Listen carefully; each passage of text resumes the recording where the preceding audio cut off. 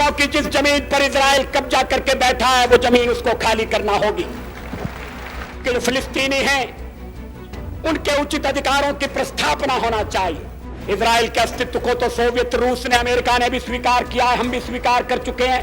एक गलतफहमी पैदा की जा रही है,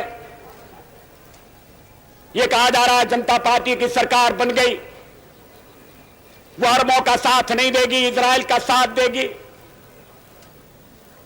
आदरणीय मोरारजी भाई इस स्थिति को स्पष्ट कर चुके हैं। गलतफहमी को दूर करने के लिए मैं कहना चाहता हूं कि हम हर एक प्रश्न को गुण और अवगुण के आधार पर देखेंगे, लेकिन मध्य पूर्व के बारे में यह स्थिति साफ है कि अरबों की जिस जमीन पर इजराइल कब्जा करके बैठा है वो जमीन उसको खाली करना होगी। आक्रमणकारी आक्रमण के फलों का उपभोग करे, यह हमें अपने संबंध में स्वीकार नहीं है, तो जो नियम हम पर लागू है वो औरों पर भी लागू होगा। अरबों की जमीन खाली होना चाहिए।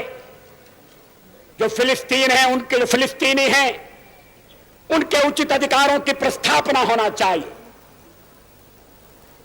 इजराइल के अस्तित्व को तो सोवियत रूस ने, अमेरिका ने भी स्वीकार किया है, हम भी स्वीकार कर चुके हैं।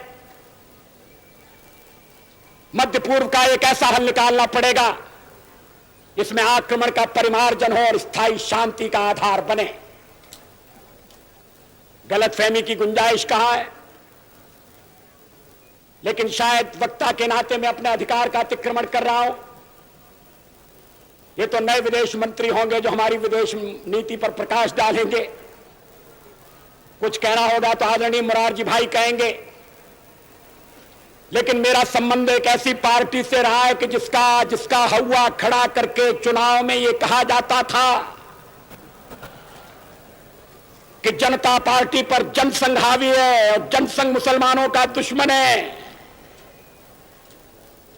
कोई इस झूठे प्रचार में नहीं आया, ये बड़ी खुशी की बात है।